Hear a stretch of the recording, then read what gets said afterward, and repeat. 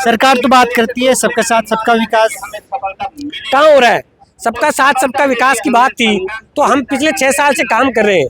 Net PhD डिग्रीधारी युवा है, आप हमारे बारे में सोच नहीं रहे। आप तो हमें काम कर लिया और फ्री कर रहे हो, शिक्षा वीर घोषित कर दो। दूसरों को ले रहे हो, उनको भी शिक्षा वीर कर, फिर बंद कर दो ना। नेट पीएचडी और एमए जो मास्टर की डिग्री है वो करवाना बंद कर। योजना के तहत लगे वो शिक्षक जो एक ही शिक्षा जगत में एक अच्छे शिक्षक का निर्माण करते हैं, आज वही शिक्षक अपनी मांगों को लेकर शहीद स्मारक पहुंचे हैं जो विद्या संबल योजना के तहत लगे हुए थे। क्या उनकी मुख्य मांगे उन जानने का प्रयास करेंगे और क्या कुछ उनकी जो मांगे हैं उनसे उन्हीं के मुंह से जानने का प्रयास करेंगे।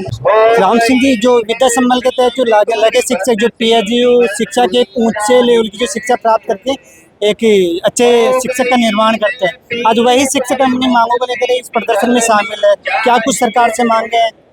देखिए, मैं देख अटक चैनल के माध्यम से सरकार तक मैसेज देना चाहता हूँ, संदेश। ये कितना बड़ा दुर्भाग्यपूर्ण स्थिति है राजस्थान में कि आज सदन के अंदर उस शिक्षा पे चर्चा हो रही है और एक तरफ राजस्थान के जो नेट सेट पीएचडी डिग्रीधारी युवा है जो वो धरना दे रहे हैं। प्रदेश की सबसे उच्च शिक्षा मानी जाती है पीएचडी धारक को, आज वही बिल्कुल एजुकेशन में पीएचडी सबसे उच्च डिग्री है। वो बेरोजगार युवा आज सरकार के खिलाफ अपनी मांगे रखने के लिए धरना प्रदर्शन दे रहे हैं और सरकार अंदर शिक्षा पे चर्चा कर रही है। हमारी मांग ये है कि जब हम पिछले 6 साल से काम कर रहे हैं विद्या संबल योजना में, इन कॉलेजों में लगभग 2000 लोग हैं और सरकार अब कह रही है कि मैं अस्थायी भर्ती करेंगे, तो हम भी तो अस्थायी है। फिर आप हमारे बारे में क्यों नहीं सोच रहे? हमारे रोजगार की सुनिश्चितता की जाए, उसके बाद में कोई दूसरी बात है उस पर विचार किया जाए। लेकिन हमें शिक्षा वीर बना दिया और जो ले रहे हैं 5 साल के लिए वो भी शिक्षा वीर है।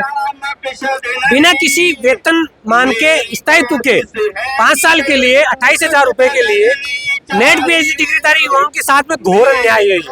और हम पिछले 5-6 साल से पढ़ा रहे हैं, टीचिंग का काम हम करवा रहे हैं, नॉन टीचिंग का काम हम करवा रहे हैं और उसके बावजूद आप हमारे बिना किसी प्रकार की चीजों पर विचार किए हुए हमारे समायोजन की, हमारे भविष्य के रोजगार स्थायी रोजगार की बात को बिना लिए हुए आप अस्थायी भर्ती की बात करें। और भाई हम भी तो अस्थायी है ना, हमारी बात करो ना, पहले आप हमारा रास्ता निकालो पहले और उसके बाद में दूसरी जो बात करनी है वो बाद में करो। पहली बात तो अस्थायी भर्ती है ही गलत है, लेकिन जब करने की मंशा सरकार की है क्योंकि सरकार का ध्यान नहीं है उस शिक्षा पे, तो पहले हमारी बात सुनो ना, हम भी तो अस्थायी है। सरकार की क्या वजह है जो अस्थायी रूप से ये शिक्षकों को अस्थायी नौकरी दी जा रही है बारी बारी से? ऐसे आप ही के शिक्षा विभाग में नहीं बल्कि और भी ऐसे डिपार्टमेंट, सरकारी डिपार्टमेंट, उनमें भी काफी जो प्राइवेट सुविधा पे लगे जो कर्मचारी है वो आए दिन यहाँ पे इसी शहीद स्मारक धरने पे काफी नजर आते हैं। आज वापस से आप भी अपनी मांगों को लेकर वापस यहीं पे मौजूद। देखिए, सरकार कोई भी हो, सरकार ने ये नीतियां बना ली है कि हमें किस प्रकार से निजीकरण करना है, किस प्रकार से हर चीज को व्यवसायीकरण के माध्यम से लोगों की पहुंच से दूर करना है। लोग पढ़ेंगे लिखेंगे नहीं, अच्छा स्वास्थ्य नहीं मिलेगा तो सरकार से सवाल नहीं करेंगे और सरकार के प्रति उनकी कोई जो बात होगी वो रखने में असक्षम होंगे। तो जो कुछ लोग हैं, जो बड़े नेता हैं, बड़े व्यापारी हैं, उनका सिस्टम चलेगा। बाकी जनता तो उनके लिए ये मानते हैं कि ये तो सब लोग पैदा ही इसलिए हुए हैं कि शोषण करना है इनका में। ये पूरे देश में हो रहा है, पूरे देश में ये पॉलिसी जो बनाई जा रही है वो कांग्रेस और भाजपा से ऊपर उठ के हो रही है। इन सरकारों को, नेताओं को ये सोचना पड़ेगा कि हमें अगर सशक्त भारत चाहिए, विकसित भारत चाहिए, मजबूत भारत चाहिए, सबकी हिस्सेदारी और भागीदारी चाहिए, तो सबको शिक्षा और स्वास्थ्य का अधिकार देना पड़ेगा। नहीं पढ़ेंगे तो आपसे रोजगार नहीं मांगेंगे, दिक्कत क्या हो रही है? लेकिन आप नेट भी करवाना चाहते हो, पीएचडी भी करवाना चाहते, उनको रोजगार नहीं देना चाहते हो तो 28,000 रुपए परमानेंट भर्ती नहीं, अस्थायी भर्ती, ये चलेगा नहीं। हम कतई सरकार की इन बातों से सहमत नहीं है। हम हमारे हक और अधिकारों के लिए लड़ेंगे, सरकार के सामने डट के लड़ेंगे। आपका नाम? डॉक्टर राम सिंह सबूत।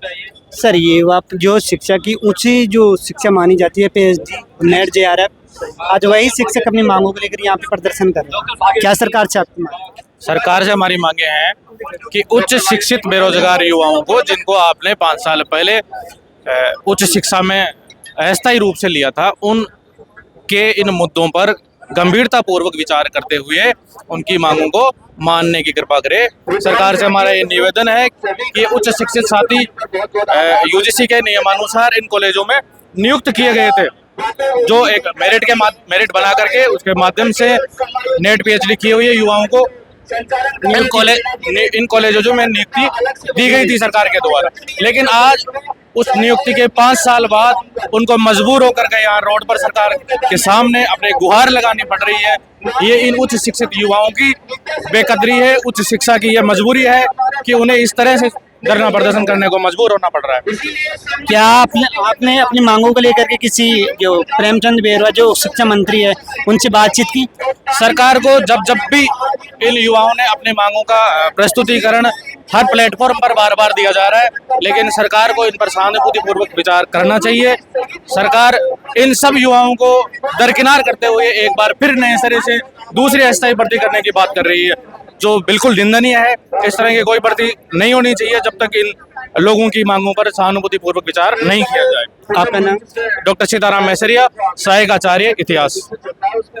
हमने बात की उन शिक्षकों से जो विद्या संबल योजना के तहत लगे हुए थे। उनकी मांगे हैं कि सरकार हमको नियमितीकरण रूप से एक नियुक्ति दी जाए और इस पर में किसी प्रकार का फेरबदल ना किया जाए।